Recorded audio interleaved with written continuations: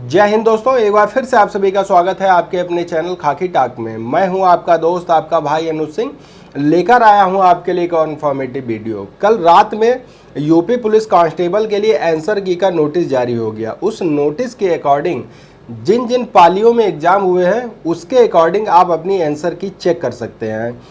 आज हो गई है 11 तारीख, यानी कि जिस बच्चे ने 23/8/2024 को एग्ज़ाम दिया था वो आज अपनी आंसर की चेक कर सकता है। आंसर की चेक करने के बाद आपको क्या क्या ध्यान रखना है, मतलब कि अपनी आपत्ति कैसे दर्ज करानी है, एक मैं स्टेप बाय स्टेप ये सारा प्रोसेस आपको समझाने वाला हूँ। बस कोशिश आप ये करना कि कोई भी पॉइंट आप मिस मत करना, क्योंकि 2-4 नंबर जो आपको एक्स्ट्रा मिलने वाले हैं अपनी आपत्तियों के अकॉर्डिंग वो आपको नहीं मिलेंगे। जब वो नंबर आपको नहीं मिलेंगे तो कहीं ना कहीं आपका सिलेक्शन भी रुकने वाला है, इन्हीं 1 या 2 नंबर की वजह से। तो सबसे पहले नोटिस आप देख ही चुके होंगे। नोटिस में मोटा मोटा बताया गया है कि अभ्यर्थी उपरोक्त अंकित सारणी में अपनी परीक्षा तिथि के सम्मुख अंकित निर्धारित तिथियों को ही अपनी आपत्ति ऑनलाइन दर्ज करा सकते हैं। सबसे मोटी बात यह है कि जिस अभ्यर्थी का एग्ज़ाम जिस पाली में हुआ है, जैसे कि मान लीजिए 25/8/2024 को जिसका एग्ज़ाम हुआ है वो 13/9/2024 को अपनी आपत्ति दर्ज करा सकता है। तो इतना आप समझ गए होंगे। तो अब आगे करना क्या है पहले वो समझते हैं। सबसे पहले आप आ जाइए यूपी पुलिस की ऑफिशियल वेबसाइट पर। यूपी पुलिस की ऑफिशियल वेबसाइट पर मैं यहाँ पर स्क्रीनशॉट लगा रहा हूँ, आप देखते जाइएगा। यूपी पुलिस की ऑफिशियल वेबसाइट पर आप आ जाएंगे तो यहाँ सबसे नीचे लिंक हो रहा है उत्तर प्रदेश पुलिस भर्ती एवं प्रोन्नति बोर्ड द्वारा आरक्षी नागरिक पदों हेतु सीधी भर्ती दिनांक के संबंध में नोटिस। तो यहाँ पर जब आप क्लिक करेंगे तो कुछ इस तरीके की विंडो आपके सामने खुलकर सामने आ जाएगी।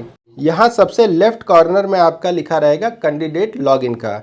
जब आप यहाँ क्लिक करेंगे तो फिर आपके सामने एक नई विंडो खुलकर आएगी जहाँ लिखा होगा registration number and date of birth. यहाँ आपको अपना registration number and date of birth fill करके साइन इन पर आपको लॉगिन करना होगा। लॉगिन जब आप कर देंगे तो फिर नई विंडो फिर एक खुलकर सामने आ जाएगी जहां आपका रजिस्ट्रेशन नंबर लिखा होगा और कैंडिडेट का नाम लिखा होगा। यहाँ एक बच्चे का अभी जो आज की आंसर की है उसका मैंने ले लिया है, लेकिन उसका नाम और रजिस्ट्रेशन नंबर ब्लर कर दिया है, इस वजह से आपको दिख नहीं रहा होगा। बाकी सारी चीज़ें आप दिख रही हैं।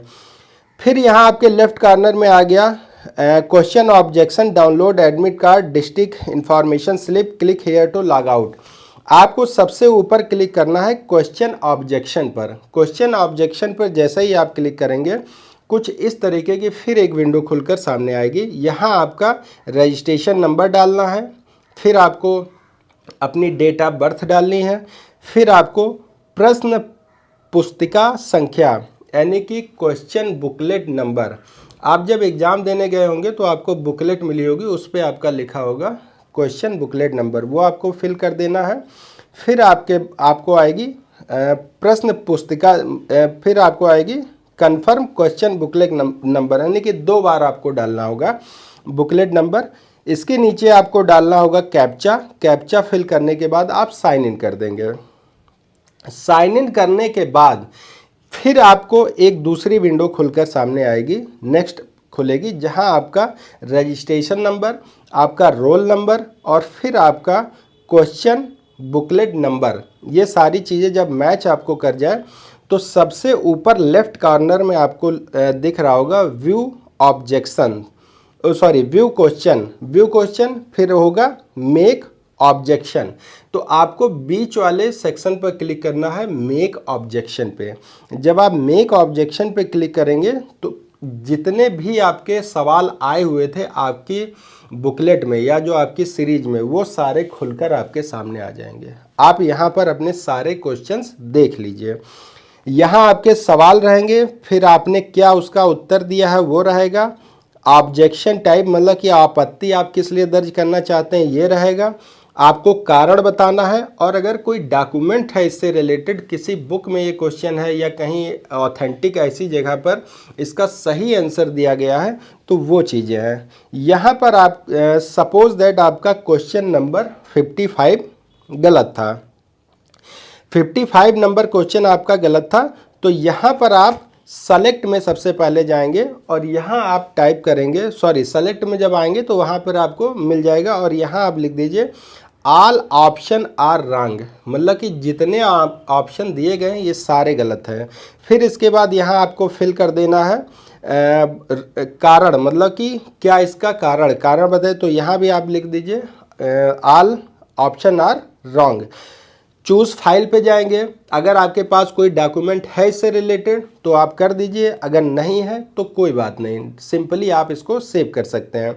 लेकिन यहाँ पर लिखा हुआ है कि आप प्रत्येक प्रश्न और उत्तर के सापेक्ष पुष्टि कारक अभिलेख के साथ आपत्तियां प्रस्तुत कर सकते हैं।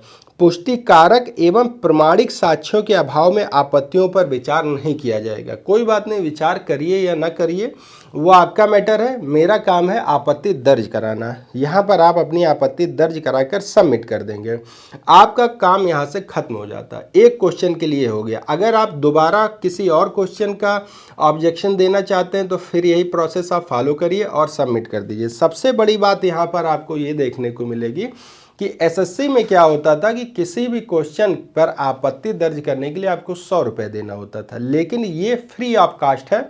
आप सारे क्वेश्चंस पर आपत्ति दर्ज करा दीजिए, कोई आपसे चार्ज यहाँ पर नहीं लिया जाएगा। ठीक है, आई होप कि आपको सारा प्रोसेस स्टेप बाय स्टेप समझ में आ गया होगा। लेकिन अभी भी अगर आपके पास कोई डाउट बन रहा है तो बेशक मुझे कमेंट कर दीजिएगा, मैं 24/7 आपके लिए अवेलेबल रहता हूं। तो चलिए मिलते हैं एक और इन्फॉर्मेटिव वीडियो के साथ, और उम्मीद करता हूं कि ये जो आंसर की है वो आपके भविष्य को और सुनहरा बनाने वाली होगी और आप कहीं ना कहीं इस वर्दी को धारण करेंगे। तो चलिए मिलते हैं एक और इन्फॉर्मेटिव वीडियो के साथ, तब तक आप सभी को जय हिंद जय भारत।